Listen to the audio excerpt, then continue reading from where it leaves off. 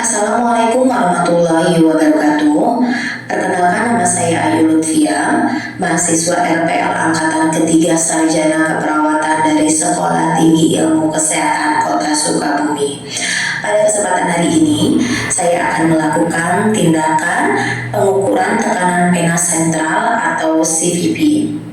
Tugas ini untuk memenuhi ujian praktek dari mata kuliah keperawatan kritis dengan dosen penguji Ibu Ilma Farhania. Untuk mengetahui bagaimana cara melakukan pengukuran tekanan vena sentral atau CVP ini, mari kita saksikan video berikut ini. Pengukuran tekanan vena sentral atau CVP adalah prosedur medis yang digunakan untuk mengukur tekanan darah dalam vena cava superior atau atrium kanan. Pengukuran ini memberikan informasi tentang volume darah yang kembali ke jantung dan kemampuan jantung untuk memompa darah ke sistem sirkulasi. Adapun indikasi pengukuran CVP adalah yang pertama, penilaian status volume cairan untuk menilai apakah pasien mengalami hipovolemia atau hipervolemia, pemantauan terapi cairan atau obat, panduan dalam pemberian cairan intravena pada pasien kritis, evaluasi fungsi jantung kanan, pemantauan pada pasien kritis, pasien pasca operasi besar, deteksi perubahan tekanan intravaskuler, dan yang terakhir yaitu pemasangan alat terapi intravenosa. Kontraindikasi, meski berguna, CVP tidak selalu diperlukan, terutama jika risiko komplikasi seperti koagulopati berat, infeksi di lokasi pemasangan kateter, atau trauma vena. Adapun ukuran normal tekanan vena sentral atau CVP bervariasi tergantung pada metode pengukuran dan satuan yang digunakan. Berikut adalah rentang normal CVP yang umumnya digunakan. Untuk nilai normal CVP dalam satuan mmHg yaitu berkisar 2-6 mmHg.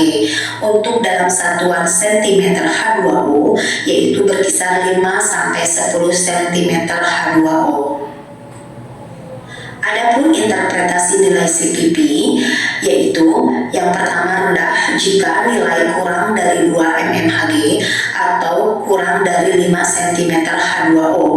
Hal ini menunjukkan pasien mengalami hipovolemia seperti halnya dehidrasi, pendarahan, atau vasodilatasi. Untuk ukuran normal yaitu berkisar 2-6 mmHg atau 5-10 cm H2O menunjukkan volume cairan dan fungsi jantung yang normal.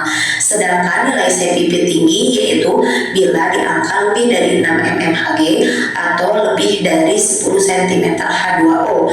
Hal ini menunjukkan kelebihan cairan, gagal jantung kanan, hipertensi pulmonal, atau resistensi aliran balik vena.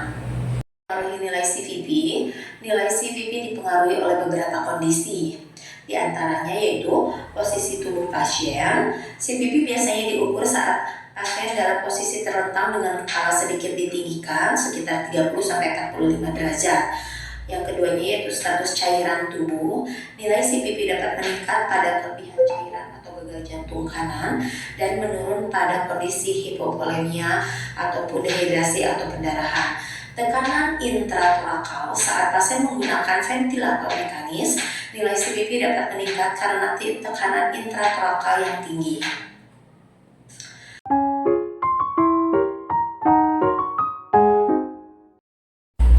Assalamualaikum warahmatullahi wabarakatuh. Perkenalkan, nama saya Ayu Lutfia, saya mahasiswa dari Sekolah Tinggi Ilmu Kesehatan Kota Sukabumi. Pada kesempatan hari ini saya akan mendemonstrasikan bagaimana cara pengukuran tekanan vena sentral yaitu pada pasien-pasien yang terpasang CVP. Oke, kita akan mulai ya.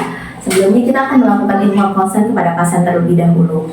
Assalamualaikum Bapak. Ya Pak, selamat siang Bapak. Perkenalkan saya Suster Ayu, saya mahasiswa dari Sekolah Tinggi Ilmu Kesehatan Kota Sukabumi.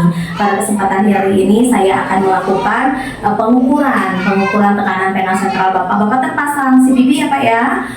Waktunya kurang lebih 5 menit. Bagaimana Pak? Bapak setuju?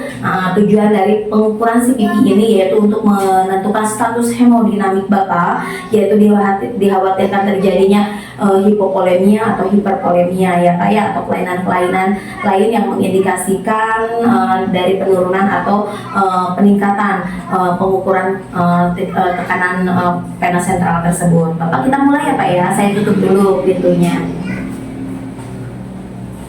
Baik Pak, kita akan mulai. Saya cuci tangan terlebih dahulu ya Pak.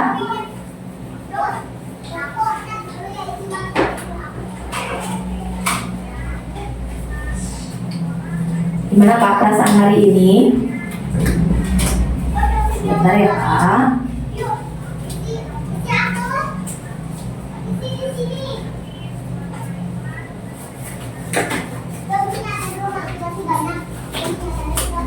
Oke Bapak, saya buka dulu ya pakaiannya. Oke, tangan Bapak kita boleh ke atasan. Posisi pasien dalam pemeriksaan CPP ini harus dalam kondisi keadaan supinasi, yaitu di mana bantal harus dilepaskan. Dan posisi si Bapak itu harus flat ya biasanya. Bapak, kita buka dulu ya. Bentar ya.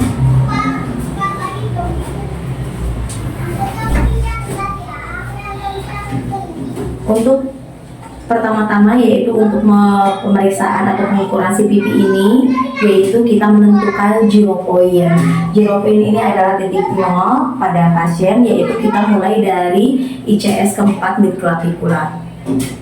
Kita segini ya, dengan menggunakan water pass kita pastikan garis tarik dari mid axial ke intercosta yang keempat, kita tarik, lalu kita pastikan menggunakan penanda ya.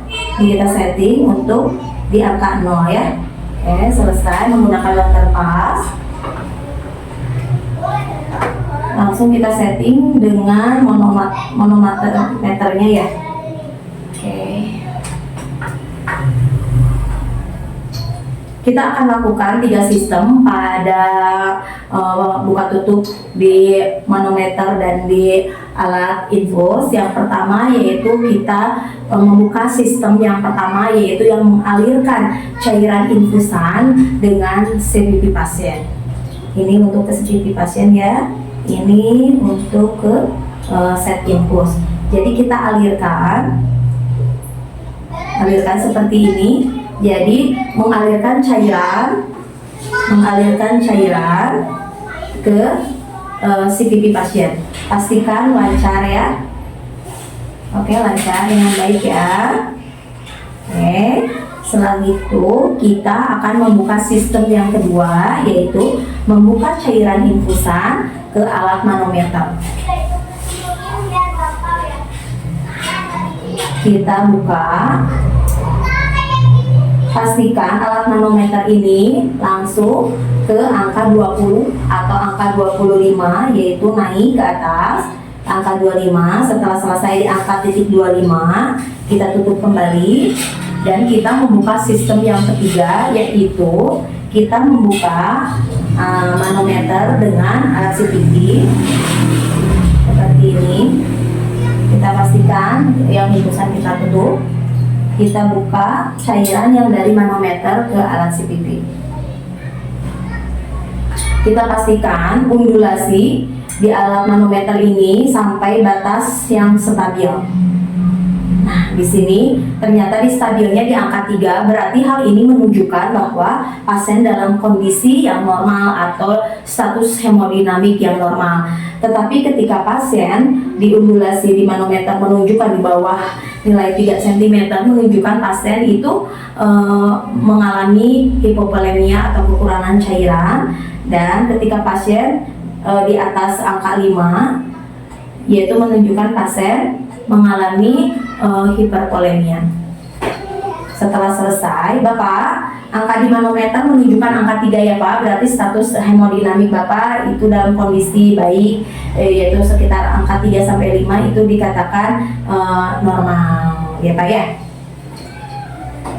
Oke Bapak, setelah selesai pastikan kita buka lagi sistem yang mengalirkan cairan infus ke CPP pasien. Setelah selesai kita rapihkan lagi pasien. Oke Bapak, pegel ya Pak, bentar ya.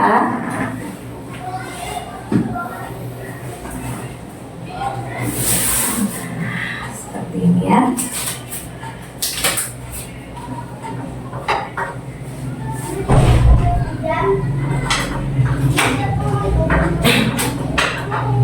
Baik Bapak, saya pamit terlebih dahulu. Nanti saya lihat kondisi Bapak kembali ya untuk melakukan tensi darah. Bapak, terima kasih waktunya. Ya, saya pamit dulu ya. Kalau ada apa-apa, Bapak panggil saya di nurse station ya, Pak. Assalamualaikum.